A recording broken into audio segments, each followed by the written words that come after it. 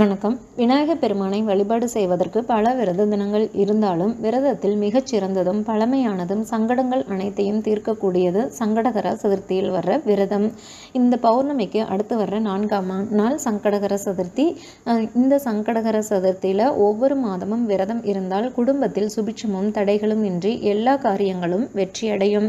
இந்த சங்கடகர சதுர்த்தி விரதத்தின் பலன்கள் பார்த்தீங்கன்னா, நோய்கள் குணமடைந்து உடல் ஆரோக்கியம் மேம்படும். வாழ்க்கையில் தொடர்ந்து பல வகை துன்பங்களுக்கு உள்ளாகிறவங்க நிலையான சந்தோஷத்தை அடைய முடியும். மிகச்சிறப்பான கல்வி அறிவு, புத்தி கூர்மை, நீண்ட ஆயுள், நிலையான செல்வம்னு பலவிதமான நன்மைகளை அடைய முடியும். சனி தோஷத்திற்கு உள்ளாகிறவர்கள் இந்த விரதத்தை அனுஷ்டித்தால் சனியின் தாக்கம் குறையும்.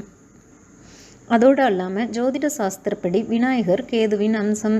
கேதுவால் ஏற்படுற களத்திர தோஷம், மாங்கல்ய தோஷம், புத்திர தோஷம் ஆகியவற்றை நிவர்த்தி செய்யக்கூடியவர் இந்த விநாயகப் பெருமான். சங்கடகர